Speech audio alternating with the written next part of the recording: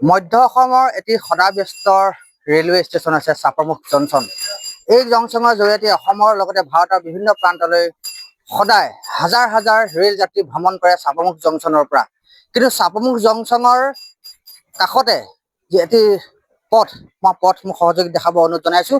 এই পথটো হৈছে চাপৰমুখ তিনিআলিৰ পৰা চাপৰমুখ জংচনলৈ 2 নম্বৰ প্লেটফৰ্মৰ লগত যিটো পথ সংলগ্ন হৈছে, এইটো এটা সদাব্যস্ত পথ। এই পথটো কিন্তু আজি বছৰ বছৰ ধৰি এইদৰে কিন্তু ভগ্ন অৱস্থাত বৰ্তমান পৰিণত হৈছে এইটো পথ। আৰু এই পথ এজাক বৰষুণ দিয়াৰ লগে লগে এই পথেৰে যান বাহনটো আদি বাদেই দিলেও সাধাৰণ মানুহ এজন আহিব পৰা অৱস্থাত নাথাকে এইটো পথ। কাৰণ কিয়নো ৰাস্তাৰ মাজত প্ৰকাণ্ড প্ৰকাণ্ড গাঁত, আৰু গাঁতত বৰ্তমানলৈকে আমি জানিব পৰা মতে ইয়াৰ পূৰ্বতে এই গাঁতত সোমাই বৰ্তমান বহু বাহন বৰ্তমান দুৰ্ঘটনাগ্ৰস্ত হৈছে। এই বিষয়ে কিন্তু পূৰ্বতে যিহেতু এই পথটো হৈছে ৰেল বিভাগৰ ৰেল লামডিং ডিভিজনৰ বিষয়াসকলক এই পথটোৰ বিষয়ে অৱগত কৰা হৈছিল, যদিও আজিৰ পৰা প্ৰায় 10 বছৰৰ পৰা অধিক কাল হৈ গ'ল, কিন্তু এই পথটো আজিলৈকে মেৰামতি কৰা নাই। আৰু ইয়াৰ ফলত বৰ্তমান জমৰ যান্ত্ৰণা ভুগিছে বৰ্তমান চাপৰমুখ অঞ্চলৰ বাসিন্দাসকলে, লগতে চাপৰমুখৰ যিসকল স্থানীয় ব্যক্তিসকলে বাৰম্বাৰ এই পথৰ দুৰৱস্থা তেওঁলোকে ভুগিব লগা হৈছে। এই বিষয়ে বৰ্তমান চাপৰমুখৰ যিসকল সচেতন ব্যক্তি আছে এই বিষয়ে বহুবাৰ তেওঁলোকে কাকতি মিনতি কৰিছিলে, কিন্তু কোনো ফলপ্ৰসূ লাভ নকৰা তেওঁলোকে যোৱাকালিও কিন্তু ৰেল বিভাগক তেওঁলোকে স্মাৰক পত্ৰ প্ৰদান কৰিছে। আৰু এই বিষয়ে মই জানিবৰ বাবে মোৰ লগত যিহেতু চাপৰমুখৰ ব্যক্তিসকল আছে, মই তেওঁলোকৰ লগত কিছু কথা জানিব চেষ্টা কৰিছোঁ। সদাব্যস্ত ষ্টেচন, হাজাৰ হাজাৰ ৰেল যাত্ৰী এই ষ্টেচনৰ পৰা যাত্ৰা কৰে, এই পথৰ দুৰৱস্থা কি ক'ব? হয়, প্ৰথমে মই সাংবাদিক বন্ধুসকলক মই ধন্যবাদ জ্ঞাপন কৰিছোঁ যে তেওঁলোকে আমাৰ এই দুৰৱস্থাৰ প্ৰতি লক্ষ্য ৰাখি আজি আমাৰ মাজত আহিছে আৰু সঁচাটো প্ৰতিপন্ন কৰাৰ কাৰণে আৰু দৃষ্টিগোচৰ কৰাৰ কাৰণে তেওঁলোক আহি আমাৰ ওচৰত পাইছেহি। গতিকে এইটো এটা মধ্য অসমৰ আটাইতকৈ গুৰুত্বপূৰ্ণ জংচন, য'ত নেকি বহু গাড়ী বিভিন্ন অঞ্চলত চলি আছে আৰু হাজাৰ হাজাৰ জনতা প্ৰতিদিন এই পথেৰে অহা যোৱা কৰে। কিন্তু এই পথছোৱা ইমান জৰাজীৰ্ণ হৈ আছে, যি মানে তাৰ হয়তো আপোনালোকে প্ৰতিচ্ছবিটো চালে গম পাব যে এই পথছোৱা কি অৱস্থাত আছে। আৰু আমি বাৰম্বাৰ ৰেলৱে বিভাগক এই জনোৱাৰ পিছতো এই পথৰ কোনো ব্যৱস্থা লোৱা নাই। এই পথটো আপোনাৰ মেৰামতি কৰিছিলে ভাৰতৰ সন্মানীয় ৰাজ্যিক ৰেলমন্ত্ৰী মাননীয় ৰাজেন গোহাঁইদেৱ যেতিয়া আছিলে ৰাজ্যিক ৰেলমন্ত্ৰী ৰূপে, তেতিয়া এই পথছোৱা সামান্য পৰিমাণে অলপ মেৰামতি কৰিছিলে। তাৰ পিছৰ পৰা আজিলৈকে আমি বাৰম্বাৰ দাবী উত্থাপন কৰাৰ পিছত এই পথছোৱা এই জৰাজীৰ্ণ অৱস্থাতেই আছে।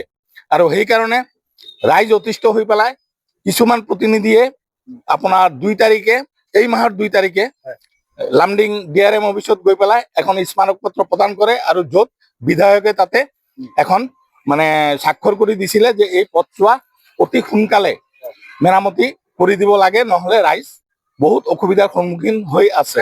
এইদৰেতো আপোনালোকে অভিযোগ বিগত সময়খন দিছে, মই আপোনাৰ কথা পাতিম, মই আৰু এগৰাকী ব্যক্তি আছে, অভিযোগ দি আছে, ৰৈ আছে, কিন্তু এতিয়ালৈকে কাৰ্যকৰী একো কাম হোৱা নাই। কি ক'ব? এইটো চাপৰমুখৰ মানে ৰেল জংচনটো, এই 2 নম্বৰ ৰেল জংচনটো আপোনাৰ এইটো নগাঁও জিলা, মৰিগাঁও জিলা, কলিয়াবৰ জিলাৰ এটা মানে তেওঁলোকৰ আশা ৰাস্তা হ'ল এইটোৱে 2 নম্বৰ প্লেটফৰ্মলৈ। গতিকে এই ৰাস্তাটো প্ৰায় 10 বছৰ ধৰি, বিগত 10 বছৰ ধৰি আজিলৈকে মেৰামতি কৰা নাই। বাৰম্বাৰ জনাই আছো ৰেলৱে কৰ্তৃপক্ষক।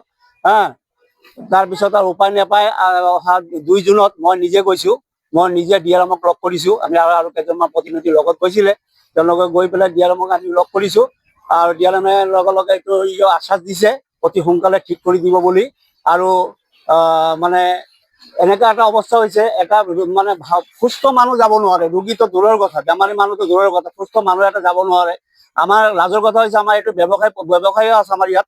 ব্যৱসায়ীবিলাক একেবাৰে এইফালে মানে নোযোৱা মানুহ, চব মানুহ নোযোৱা হৈছে বৰ্তমানলৈকে। আমাৰ মানে বিৰাট দুৰৱস্থা। আপোনালোকে যে এইটো আমাৰ দুৰৱস্থাৰ সময়ত আহিছে আমাৰ খা খবৰ ল'বলৈ, আমি অতিকৈ মানে আনন্দিত হৈছোঁ। আৰু মানে অলপ দিন চাই লওঁ, নহ'লে আমি অলপ প্ৰতিবাদী কাৰ্যসূচী হাতত ল'ব লাগিব। যদি ৰাস্তা মেৰামতি কৰি নিদিয়ে, ক'বলৈ গ'লে যিহেতু প্ৰতিবাদ কৰিবলৈ বাধ্য হ'ব কাৰণ এইসকল লোকে পূৰ্বতে বহুবাৰ লামডিং ডিভিজনত হওক তেওঁলোকৰ যিসমূহ অভিযোগ তেওঁলোকে কৰি আছিলে, কিন্তু তেওঁলোকে ফলপ্ৰসূ একো নহ'লে।